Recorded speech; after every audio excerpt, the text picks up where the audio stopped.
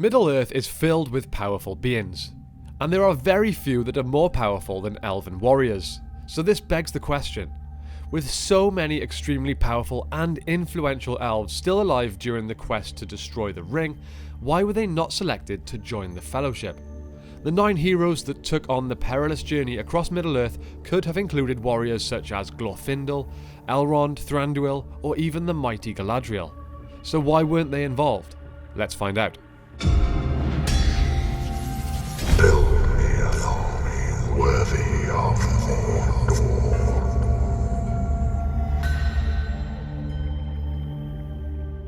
It seems like an obvious decision, when those 4 elves in particular are known as being amongst the most powerful elves alive during the Third Age. Surely the decision that they should be involved in a quest of such great importance is an obvious one, but it's not that simple. Let's start with Glorfindel. It is well known that Glorfindel is one of the most powerful elven warriors alive during the Third Age. In fact, he was one of the mighty Firstborn and was once a lord of the Golden Flower in Gondolin. He actually died in Gondolin in the First Age, after he leapt forward to face a Balrog, which he did eventually kill, but similar to what happened to Gandalf when facing Durin's Bane, the Balrog grabbed Glorfindel by his hair and fell backwards off a cliff, killing him. It is then said that Glorfindel's spirit departed to the halls of Mandos, where he spent many years. However, due to his courageous actions that saved many elves during the fall of Gondolin, he was re-embodied 1,000 years later by Manwë, who sent him back to Middle-earth as an emissary of the Valar and granted him powers nearly as strong as that of the Maiar. Small side note here guys, who would like to see a detailed video all about Glorfindel? He is an amazing character, so be sure to let us know in the comments down below if you'd like to see a full detailed video on him. So, back to the topic at hand. With Glorfindel being so powerful, it would clearly draw far too much attention to the Fellowship, who were relying solely on secrecy for their mission to succeed. Let's not forget, this is a universe with a complex magical system that we don't quite understand. It's likely that any use of Glorfindel's power would be sensed by the enemy. So with that in mind, his great power would be of no use on a quest of such stealth. After all, one does not simply walk into Mordor. However, and this is just my opinion, but with a history of defeating the Nazgul on multiple occasions, including the Witch King of Angmar himself, his presence would have made a lot of sense, especially as the Council of Elrond were aware that Sauron was using the Nazgul as his main servants in his search for the One Ring. Surely having one of the few living beings that can actually stand toe-to-toe with Sauron's mightiest servants would make a lot of sense, even just as a in case of emergencies sort of member. But again, having said all that, the Fellowship did consist of both Gandalf and Aragorn, who we also know can deal with Nazguls when required to do so. So it is likely that that was another consideration for leaving the mighty Glorfindel out of the team. So now let's look at Elrond and Galadriel. Their reasons for being left out I would say are quite similar, so we'll tackle them together.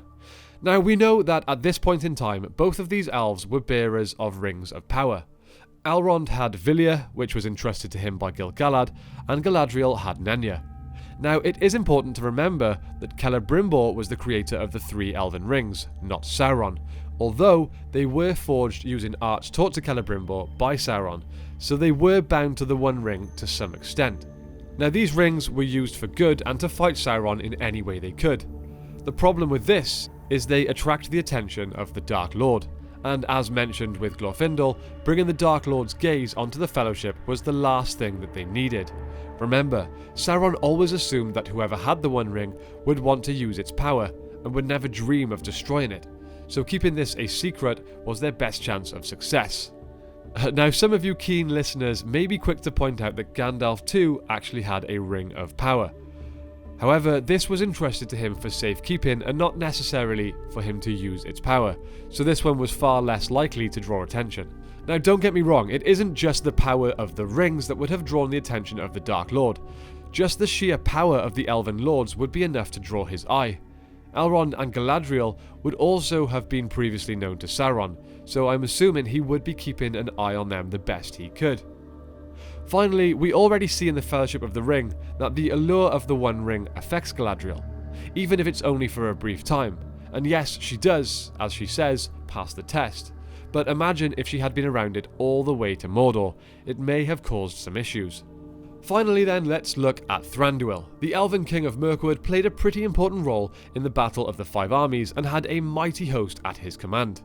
He surely would have been an obvious choice for the Fellowship. Well, yes, but he actually sent his son Legolas to Rivendell to give word about the escape of Gollum from the Elven prisons. So when it came time to select an Elven representative for the Fellowship, it made most sense to select the Prince of Mirkwood. Not only was Legolas a highly skilled and formidable warrior, with skills arguably on par with that of his father, but he was also far less known by the great eye of the enemy. So Sauron would surely be less interested in such a warrior. Not only that, but there was a strong chance that Thranduil's lands would also be a target of Sauron's at some point during the War of the Ring. And the Elven King would definitely have chosen to be with his people and defend his lands, something that he did in fact need to do. If you want to know more about Thranduil and what he was doing during the War of the Ring, you can check out our video on him.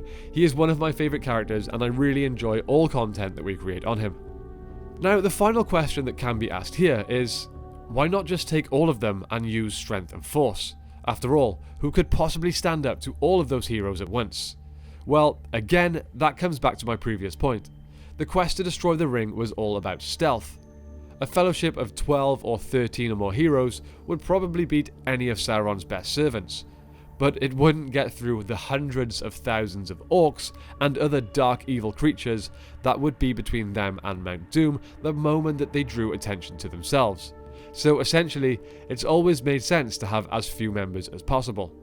Now, as you can see, there is plenty of evidence to answer the question of why these characters wouldn't have joined the quest.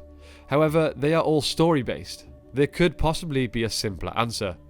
It is rumoured that in an earlier draft of The Lord of the Rings, Tolkien intended to have Glorfindel as part of the Fellowship, but he decided that the Elven Lord's power would be too much, and he could have easily gotten the team out of many tight spots that they find themselves in, which of course takes a lot away from the tension of the story.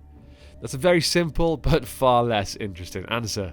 Would you guys have preferred to have seen Glorfindel, Elrond, Thranduil and Galadriel join the Fellowship, or was the 9 original members perfect as it was?